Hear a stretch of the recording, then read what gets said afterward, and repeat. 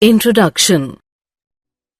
Meena, it's lunchtime and you are not eating.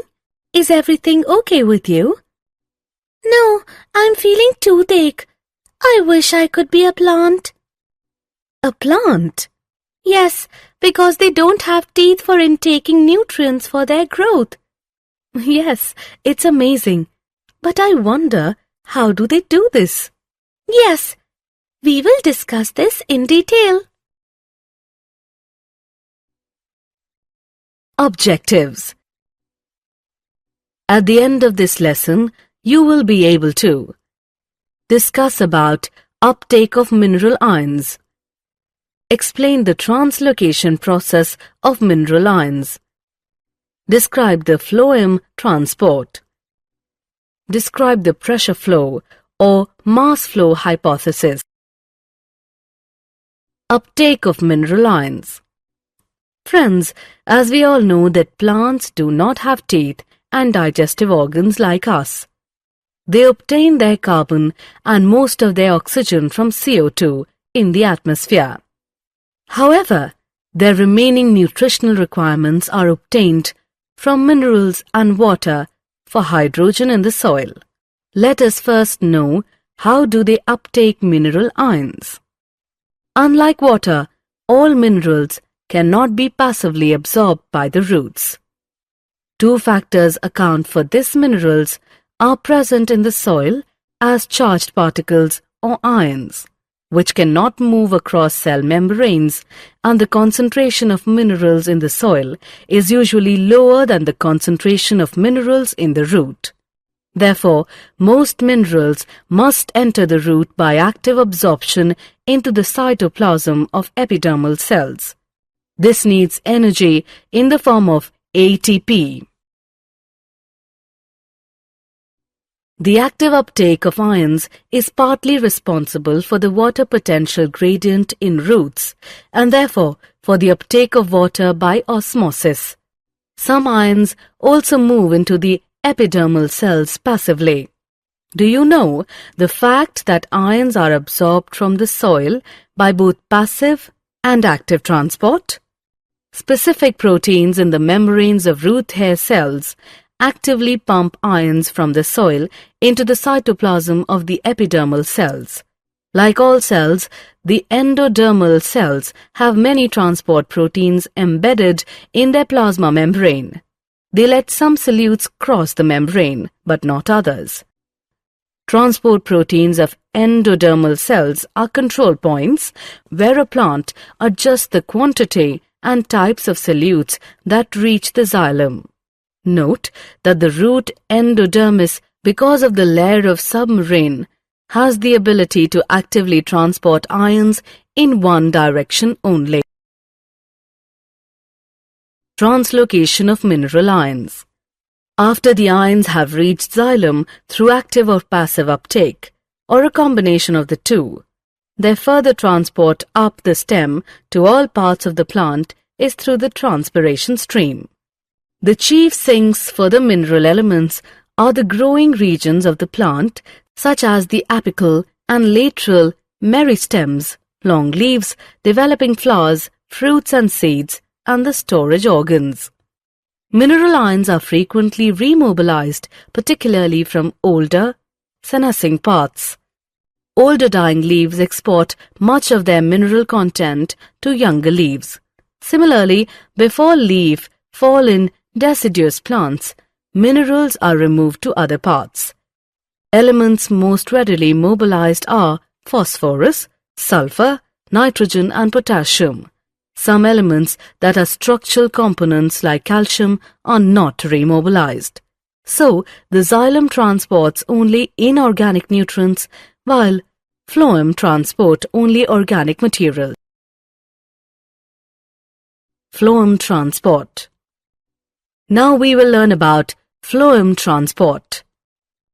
Food, primarily sucrose, is transported by the vascular tissue phloem from a source to a sink. Usually the source is that part of the plant which synthesizes the food. The source and sink may be reversed depending on the season or the plant's needs.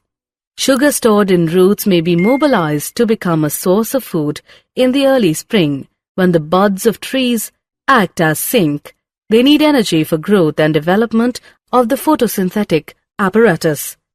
Since the source-sink relationship is variable, the direction of movement in the phloem can be upwards or downwards, which means bidirectional. This contrasts with that of the xylem, where the movement is always unidirectional, which means upwards.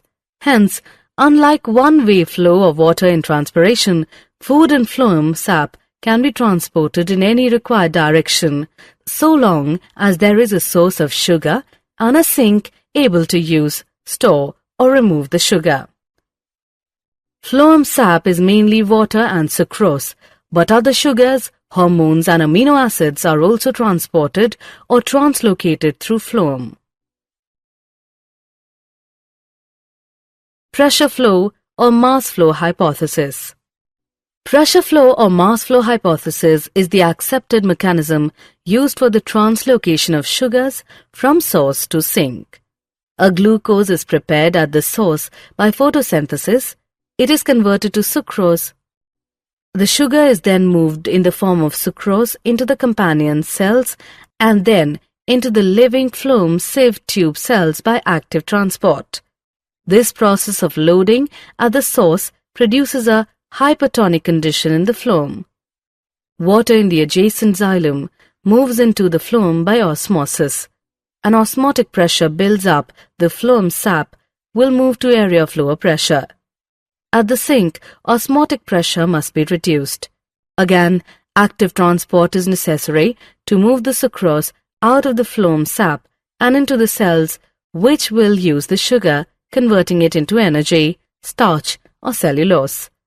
As sugars are removed, the osmotic pressure decreases and water moves out of the phloem. Phloem tissue is composed of sieve tube cells, which form long columns with holes in their end walls called sieve plates.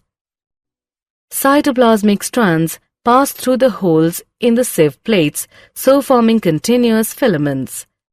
As hydrostatic pressure in the phloem sieve tube increases, pressure flow begins, and the sap moves through the phloem. Meanwhile, at the sink, incoming sugars are actively transported out of the phloem and removed as complex carbohydrates. The loss of solute produces a high water potential in the phloem, and water passes out, returning eventually to xylem. A simple experiment called girdling was carried out to identify the tissues through which food is transported. On the trunk of a tree, a ring of bark up to a depth of the phloem layer can be carefully removed. In the absence of downward movement of food, the portion of the bark above the ring on the stem becomes swollen after a few weeks. This simple experiment shows that phloem is the tissue responsible for translocation of food, and that transport takes place in one direction, which means towards the roots. Summary. Let us summarize what we have learnt. Most minerals must enter the root by active absorption into the cytoplasm of epidermal cells.